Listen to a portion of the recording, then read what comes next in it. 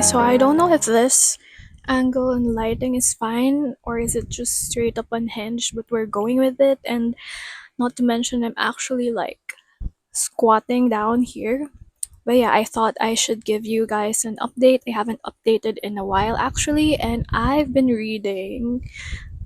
still been reading Emma by Jane Austen, and I am like halfway through and I'm loving it so much. It gives me a lot of details, a lot of stuff that I might have missed in the Emma movie and that the Emma movie might have changed a little bit. So perhaps like one particular thing I love about this reading the original text is that we get to know more about Jane, and we didn't really get to know her a lot, like a lot in the Emma movie. She's just there.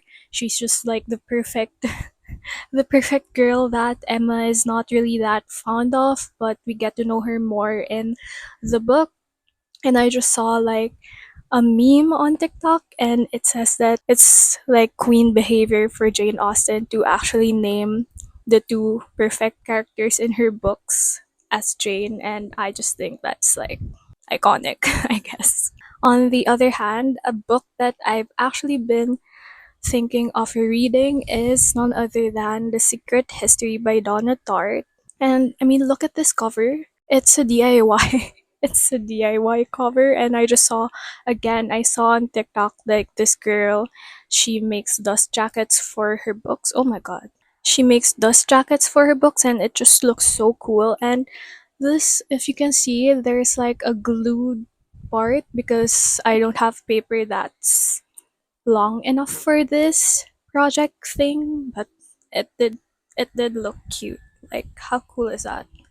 But yeah, been seeing a lot of TikToks on Book Talk about the secret history, which makes me want to reread it just because it's very layered if you think about it. Like for me, I did miss out on some of these more, I guess you could say, vague things about the book.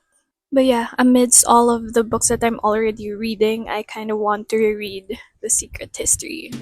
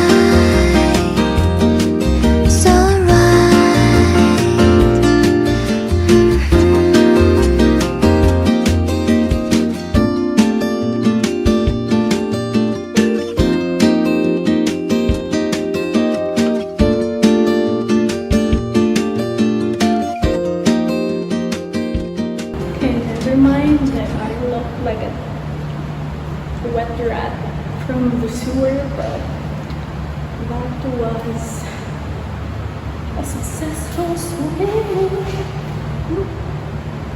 Okay, gotta take a bath now. On the road with my yellow raincoat, picking happy my boat, floating down the path. Honestly, someone was making out in the park beside me. I don't know if you can hear me right now, but yeah. I'm finished with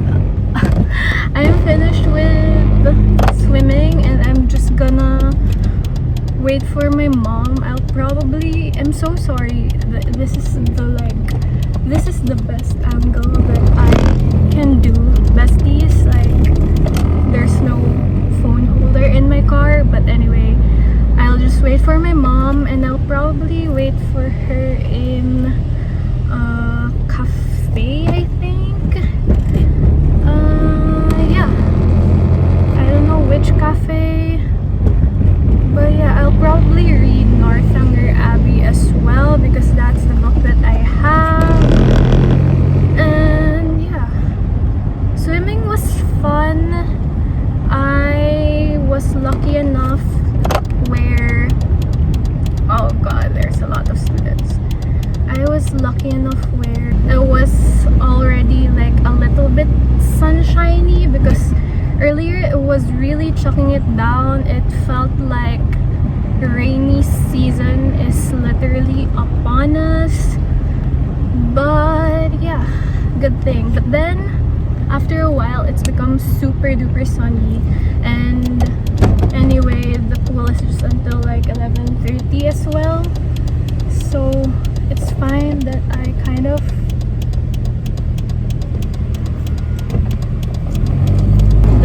already finished at that time. So yay. Now the challenge now is to find parking space, because there's a lot of cars here now. Literally, it's so hard to park. And the university also actually closed some of the parking spaces, so that's annoying. But hopefully, since it's lunchtime, people have left, but it looks like there's still no space. So yeah, I seriously think that you can't really hear me that well. Oh, someone's leaving. Are they? Or no? Never mind. Oh, an open spot. I am so lucky. We're gonna be able to park. Scar.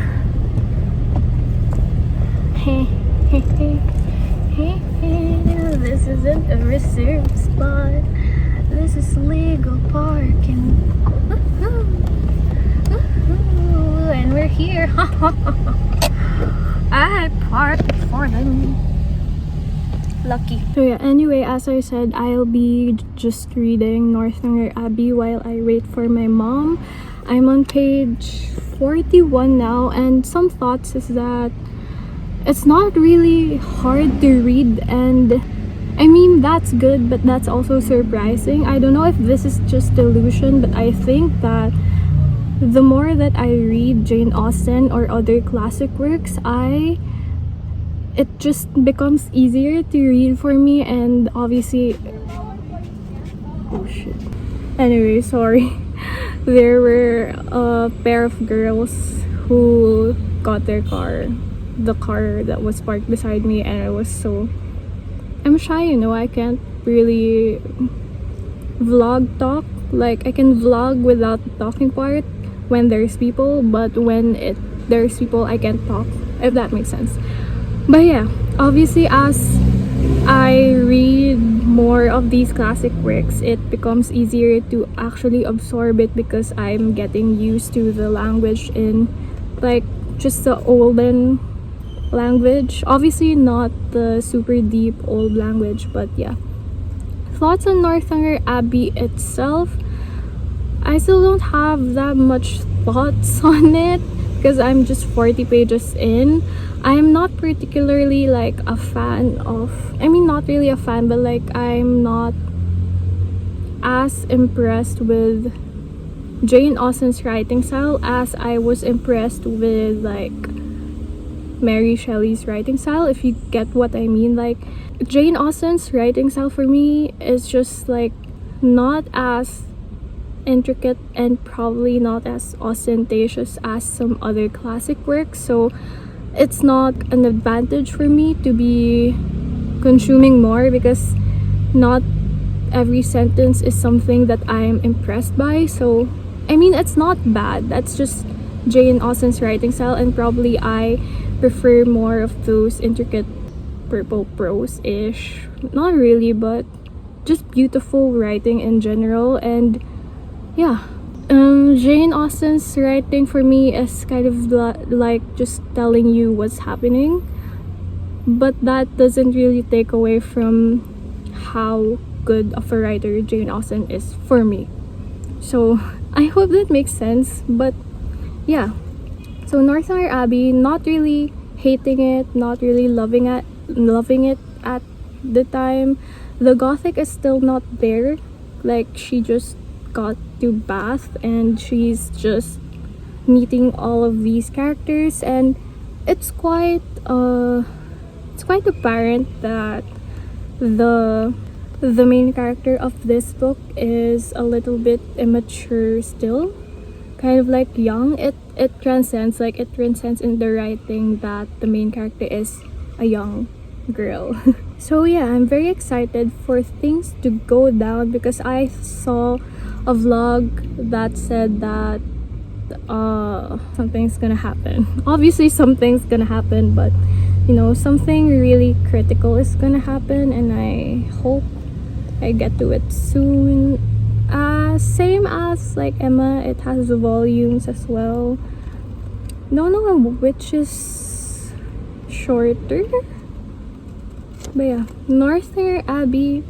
They said that this is kind of like a satire on the Gothic, like I saw in Emma and Carolyn's book club. Yeah, I think they obviously know more about classic literature than I do, so if you're interested on like more coherent thoughts on Northanger Abbey, probably watch their live or like their podcasty video.